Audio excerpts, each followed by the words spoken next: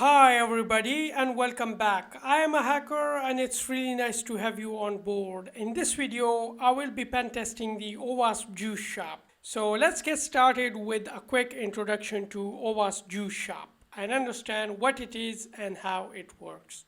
The Juice Shop is a project created by OWASP and it is a web application that portrays an imaginary juice shop. What it basically is an unsecure web application which is created for the security teachers and other people that are willing to either teach security or demonstrate some security vulnerabilities. So what they can do with it is they can install this web application and do whatever they want with it. They can pen test it, they can hack it, they can view the code, they can modify the code in order to make it secure or remove the vulnerabilities or do a bunch of other stuff with it. Now, if you are having troubles going to sleep, then you can come over to the official page of OWASP Juice Shop or Wikipedia and read all about it. Also, you can visit the official documentation of OWASP Juice Shop and read all about it. It has complete info. But I won't be doing that right over here. I will straight get into the hacking of Juice Shop. So let's get started. The first thing I will be doing is to fire up the burp suite. Once the burp suite gets fired up, I will just click on next and then go with all of the details and click on start project. As this is just a temporary project, or just a temporary scan, so I won't be bothering with settings and default and stuff like that. So let it get fired up with the default. Once the burp gets fired up, the next thing I would be doing is to come over to the proxy and then turn off the intercept by clicking on the intercept is on, and once you click on it, it will just make it intercept is off. The next thing I want to do is, like right now, if you come over here to Google Chrome or Firefox and try to search for Google or something like that, you will see that the burp is not monitoring the traffic, and it's because you have to set the IPs and the port of the burp in your browser, because burp work on the local host as well as on the port 8080, so you need to specify that. The easiest way of doing that is to, there are a lot of different ways to do that, but the easiest way to do it is with this Foxy Proxy browser extension. So what you can do is you can just click on add to Chrome, or if you're using Firefox, you can just go to the extensions and search for Foxy Proxy and then click on add the extension to your browser. What it will do is it will just get added to your Chrome or to your Firefox, whatever you have, and then you can set up everything from there. Now you can see that it just took few seconds and the Foxy Proxy is now installed and ready to go. Now what you can do is, after the installation of Foxy Proxy, you can just click on it, and once you click on it, you can just come over to the options, and after the options you can just click on add new proxy. Once you click on the add new proxy, right over here you can just come over here and add the IP address you want to set. So burp works on the local host, which is 127.0.1, and for the port it is 8080, and you don't need to do anything else. Just click on save and it will get added to your Foxy Proxy. Once you add the local host with port 8080, you can just come over to the extensions again, click on Foxy Proxy, and then here you would see the 127.0.1 with the port 8080. You can just click on that and it will make localhost with port 8080 active. Now if you try to log a request to Google, you would see that the traffic is getting monitored by burp suite, but we have another problem, and that problem is related to the certificates. Now, like if you're working for a corporate website or something like that that is using HTTPS for its request, in that case you will get an error, something saying like this, and it's because the burp suite is running on HTTP, and then the request is getting to HTTPS. So that's why it's like the certificates are giving problems. So in order to sort this problem out, you can just come over to the settings in the Chrome or in the preferences in the Firefox, and then search for certificates or cert. You will get quite a few options. Then you can click on this security, and in the security you can come over to the manage certificates. Once you click on that, then you can come over to the http://burp, press enter, and a web page to something similar would get opened. You can just come over here and click on the CA certificates in order to download these certificates. Once the certificates gets downloaded, you can come over to the burp again, you can come over to the settings tab of the Chrome again, and then click on import.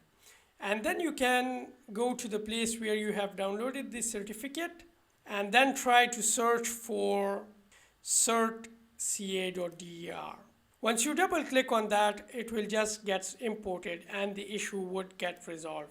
So in order to sort the same error out in Firefox, like if I go to Google, you would see that we are getting the same error. So what I can do is I can just come over to the preferences. In the Chrome, we did went to the settings, but in the Firefox, you have to go to the preferences. And in the preferences, you have to search view certificates. And then click on view certificates. And in the certificates, just click on import. And you can just import the CA cert that we downloaded from that burp.http. And once you click or double click on the certificates, it will pop up a dialog box something like this, and you can just click on this trust the CA to identify websites, and then click on OK. Once you click on OK a couple of times and then come back to the Google and press enter, you will see that the traffic would get routed, and it would be with the HTTPS. So now everything is okay in our Mozilla Firefox as well as in the Chrome. Now I can also come over to the burp suite and see that all of the traffic is getting routed through burp. Now that we are set with Firefox as well as with Chrome, what I can do is I can just close out these extra tabs in order to just focus on the project. Here is the official GitHub repository of Juice Shop. You can just come over to, you can just simply search Juice Shop in Google with GitHub, and it will pop the official repository. Now the first thing we need to do is to deploy this Juice Shop on a server, either on our local server, either on a Docker, or either on Heroku. In this video, I will be deploying this Juice Shop to Heroku because it's simple. It will just take 2 or 3 seconds to do that. Like Docker would take a lot of time, as well as if I'm willing to deploy it on my local server, that would also take a lot of time. So in this video, I won't be doing that, but if you're interested in deploying the Juice Shop on Docker or on your local machine, you can just leave a comment down below and I will create a separate video on doing that. But in this video, we'll just deploy this on Heroku. So in order to deploy the project on Heroku, the first thing you need to do is to create an account in Heroku. And creating an account is free and simple in Heroku. Like you just have to enter your username, email address, and passwords. And after that, you have to confirm your email, and that's it. Once your account gets created, you will see something like this, and once you create the account and then log in, you would see something like this. Then you can come over to the official repository of Juice Shop and scroll down, and where it's written deploy on Heroku, you can just click on deploy. Like if you are not logged into Heroku, this won't work. Like it would just go round and round and round and nothing would happen. But if you are logged into Heroku, it will work without any problems. So once the Juice Shop page gets opened, all you have to do is give the name to your app. So in my case, it would be Juice Shop dash demo for YouTube, and then you have to either select United States or Europe, wherever is close to you. Once that's done, just click on deploy app, and it would take few moments and your app will get configured. Okay, so now our app has been deployed successfully on Heroku. The next thing I would do is click on this view in order to open up the Juice Shop on Heroku. Okay, so everything is working fine. The Juice Shop has been opened. Now, if this was a website from a client that I didn't knew, or if this was a site that I didn't knew with like what is going on with it, so I would take some time in order to go back and forth and find out what is really going on or how the entire site works. But as I know everything about this site, my main point is that I know a lot of things about this Juice Shop. I won't be messing around here and there, but I will straight get into hacking. The first thing I need to do is just get started in hacking the website. I will just click on account and then login. In the login page, what we need to do is hack into the administrator account. So for starter, I will just enter some random things and then click on login, and then come over to burp, and here everything is messed up. So in order to make everything a little bit more organized, what I would do is I would come to target and then scope, and then click on this add, and in add I will add the Juice Shop link. Once the Juice Shop link has been added, I would click on yes and then come over to sitemaps. And here you can see it's saying filter, hidden and stuff like that. You can just right click on it and then click on show only in scope items. And then click away and you would see just the Juice Shop appearing in it. You can also come over to the proxy and then HTTP history and do the same thing. Right click on the filter and then click on show only in scope items and then click away. So it will just show you the in scope items. Once you are done with this, now we have just one clean target. So you can come over to the proxy and you can examine the post request that we just made, and here that is. So in that, it is just sending the email and the password to communicate with the database. Now the next thing I want to do is send it to intruder. So I will right click right over here and then click on send to intruder. And once I send it to intruder, the intruder tab would get light up. I will click on the intruder and then click on this parameters. And here then I can click on clear. I can just hack both of the email and password. Like I can find out both the email and password with SQL injection, but it would take more time and stuff like that. But right now, the only thing I'm concerned about is the email address. So I'll just double click on, after clicking the clear, I will just double click on this email and select that and then click on add in order to make just the email our target. Once that's done, I will click on payload. Right now we don't have any payloads. So for the payloads part, you can come over here to the TENNC and just download this FuzzDB. Like there are a lot of different FuzzDB databases, but this one has a lot more than just FuzzDB. Like we have just this scan list and web backdoors and a lot of different things.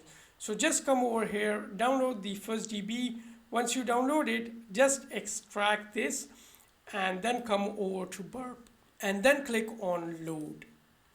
Once you click on load, it will redirect you to FuzzDB. Like I have downloaded the FuzzDB master into my downloads, and then the first DB has this attack directory. If I come over to the GitHub, you can see the attack payloads right over here. So in burp, you can see we have the attack, then we have the SQL injection, and then inside the detect, we have a file by the name of xplatform.txt. Just select that and then click on start attack. But before clicking on start attack, just remove the URL encoding, because we are not sending these things in URL. We are just sending them using the post request or using the form. Once you remove the URL encode, just click on start attack. And it will take some time. It will hit you with a warning. Just click on OK, and then it will get started with the attack. So it will take some time to complete, and depending on the speed of your machine and on the on other stuff, like it will take time, you know. So see you once the attack gets completed. Okay, now the attack is going on, but I think it have found the vulnerability. If not, we'll still look for that. So the first thing I want to do in order to examine the results of the attack is to sort the entire payloads with length in descending order, and then examine everything one by one.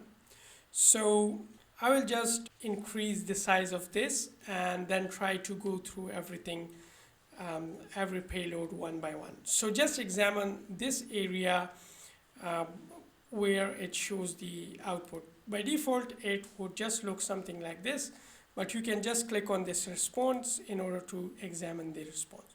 Once you click on that, just go down one step. So you can see right over here, it's like nothing is getting changed. We are seeing error, error, error, error, error, error, and I'm going just down and down and down. The result just got changed a little bit, but not that much. And I think so we have this payload in which we can see the email and in which we can see the token and the email. So this is the payload that we want. I will just copy this payload and then come over to the browser and then to the Juice Shop and then come over here. So it just copied a lot of different things with it. I will just remove those and just leave the payload alone. And once that's it, for password, I can enter whatever I want and then click on login. And once I click on login, you can see that I'm logged in, and we have found a vulnerability to be more specific, an SQL injection vulnerability in the site. Now you can see that I'm logged in. I can go wherever I want. I can see my orders. I can check out the privacy and stuff like that. But the only thing I'm interested in is in the scoreboard. And we can find scoreboard somewhere over here. So let's inspect the element, or to be more specific, let's view the page, the source of the page. So let's search for score.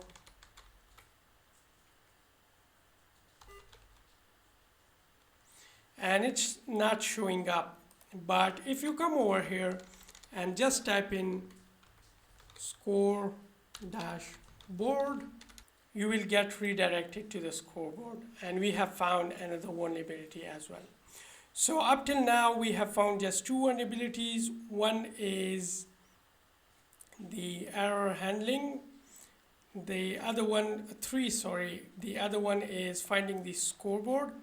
And the other one is the SQL injection, which was the login with the administrator account. So up till now, we have found three vulnerabilities. One is the 2-star, and the two are the 1 stars. I think the video is getting long, By now, I hope you did understood what I wanted to show you.